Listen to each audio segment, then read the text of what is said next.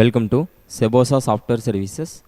So இந்த வீடியோவில் upwork.comல நம்முடைய ப்ரொஃபைல் எப்படி ஃபில் பண்ணலான்னு பார்க்கலாம். அதில் லாஸ்ட்டாக பார்த்த வீடியோஸில் எப்படி டைட்டில் செட் பண்ணலாம், நம்மளுடைய ஓவர்வியூ எப்படி செட் பண்ணலாம், அதில் ஸ்கில்ஸ் எப்படி ஆட் பண்ணலாங்கிறது வரைக்கும் பார்த்துருந்தோம். அடுத்ததாக இங்கிலீஷ் ப்ரொஃபிஷியன்சி, அதாவது நம்மளுடைய இங்கிலீஷ் கம்யூனிகேஷன் எந்த அளவுக்கு இருக்குது, ஸோ அது எந்த லெவலில் இருக்குது அப்படின்னு இங்கே கேட்டிருக்காங்க. இந்த பேசிக் அப்படின்னு ஒன்று கொடுத்துருக்காங்க பாருங்கள். ஸோ அதில் only able to communicate in this language through return communication, அதாவது இந்த பேசிக் அப்படிங்கிறத செலக்ட் பண்ணிங்க அப்படின்னா ஸோ நம்மளுக்கு பேசிக்கான இங்கிலீஷ் நாலேஜ் மட்டும் தான் இருக்குது அப்படின்னு இதில் நம்ம செலக்ட் பண்ணுற மாதிரி ஒரு ஆப்ஷன் கொடுத்துருக்காங்க. அடுத்ததாக கான்வர்சேஷனல், ஸோ ஓரளவுக்கு comfortable verbally discussing project details with a client, ஓரளவுக்கு நம்ம கான்வர்சேஷன் பண்ண முடியும் அப்படிங்கிற மாதிரி ஒரு ஆப்ஷன் கொடுத்துருக்காங்க. ஃப்ளூயண்ட் அப்படின்னா ஃப்ளூயண்ட்டாக நம்ம இங்கிலீஷ் பேச முடியும், பேச தெரியும் அப்படின்னா நம்ம இந்த ஆப்ஷன் செலக்ட் பண்ணிக்கலாம். அடுத்ததாக நேட்டிவ் அப்படின்னா இங்கிலீஷ் பீப்புள் இந்த ஆப்ஷனை செலக்ட் பண்ணிக்கலாம். ஏன் அப்படின்னா இப்போ யூஎஸ் யூகே அவங்களுக்குலாம் பார்த்திங்கன்னா நேட்டிவ் லாங்குவேஜ் இங்கிலீஷ் தான். ஸோ அவங்க நேட்டிவ் அப்படிங்கிறத செலக்ட் பண்ணலாம். இப்போ உங்களுக்கு நீங்கள் இங்கிலீஷ் நாலேஜ், அதாவது எழுதவும் படிக்கவும் நல்லா பேசவும் தெரியும் அப்படின்னா நீங்கள் ஃப்ளூயண்ட் அப்படிங்கிறத செலக்ட் பண்ணிக்கலாம். பட் நீங்கள் ஓரளவுக்கு தான் தெரியும் அப்படின்னா கூட இந்த பேசிக் அப்படிங்கிறது மட்டும் செலக்ட் பண்ண வேண்டாம் அப்படின்னு நான் நினைக்கிறேன்.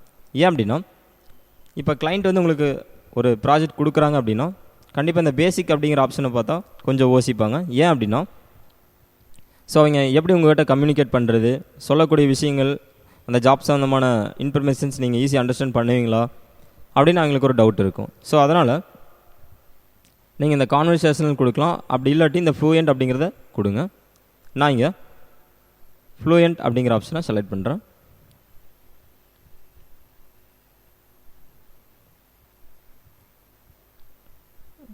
ஸோ அடுத்ததான் availability to work on Upwork. So நம்ம எந்த டைமில் எவ்வளோ நேரம் இதில் upwork.comல ஒர்க் பண்ணுவோம் அப்படின்னு கேட்டிருக்காங்க.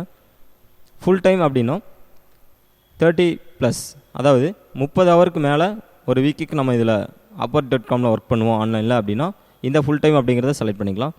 அல்லது பார்ட் டைம் அப்படின்னா 10 to 30 ஹவர்ஸ், 10லேருந்து 30 ஹவர்ஸ் வரைக்கும் ஒரு வாரத்துக்கு நம்ம இதில் ஒர்க் பண்ணுவோம் அப்படின்னா இந்த பார்ட் டைம் அப்படிங்கிறத செலக்ட் பண்ணலாம். இல்லை 10 ஹவருக்கும் குறைவாக, அதாவது ஒரு வாரத்துக்கு 10 மணி நேரத்துக்கும் குறைவாக தான் நம்ம இதில் ஒர்க் பண்ணுவோம் அப்படின்னா நீங்கள் இந்த எஸ் நீடட் அப்படிங்கிற ஆப்ஷனை இது பண்ணிக்கலாம். அதாவது தேவைன்னா மட்டும் நம்ம ஒர்க் பண்ணுவோம் குறைஞ்ச டைமில் அப்படின்ட்டு இந்த ஆப்ஷன் கொடுத்துருக்காங்க. ஸோ அடுத்த ஆப்ஷன் பார்த்திங்கன்னா not sure at this time. So இப்போ என்னால் சொல்ல முடியாது அப்படிங்கிற ஆப்ஷன் இருக்குது. ஸோ நான் இங்கே பார்ட் டைம் அப்படிங்கிறத கொடுக்குறேன். ஃபைனலாக சேவ் அண்ட் கண்டினியூ அப்படிங்கிற ஆப்ஷனை கொடுங்க. ஸோ இங்கே என்ன சொல்கிறாங்க அப்படின்னா திஸ் ஃபீல்ட் இஸ் ரெக்யூர்டு, அதாவது ஃபோட்டோ கண்டிப்பாக ஆட் பண்ணணும் அப்படிங்கிறாங்க.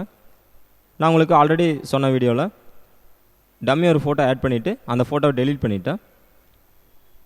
ஸோ இப்போ திரும்பவும் ஒரு ஃபோட்டோ நான் ஆட் பண்ணிவிட்டு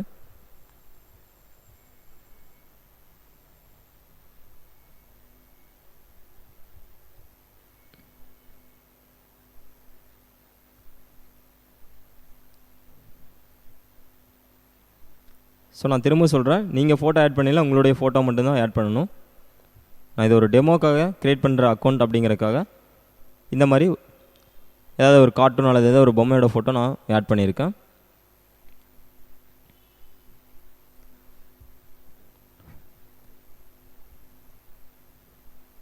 ஸோ அடுத்ததான் நம்மளுடைய எக்ஸ்பீரியன்ஸ் லெவல், நம்மளுடைய எம்ப்ளாய்மெண்ட் ஹிஸ்ட்ரி இதெல்லாம் எப்படி ஆட் பண்ணலாங்கிறத வரக்கூடிய வீடியோவில் பார்ப்போம். தேங்க்யூ.